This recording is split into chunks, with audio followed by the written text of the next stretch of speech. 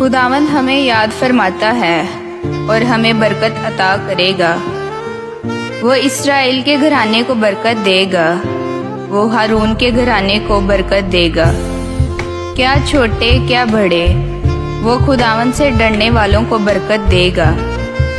खुदावंद तुम्हें बढ़ाएगा, तुम्हें और तुम्हारी औलाद को भी।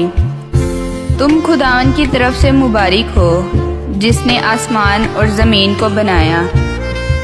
आसमान तो खुदावंद का आसमान है, पर ज़मीन उसने बनी आदम को दे दी है। मुर्दे तो खुदावंद की हम्द नहीं करते, और ना वो सब जो आलमे असफल में उतरते हैं। आमीन।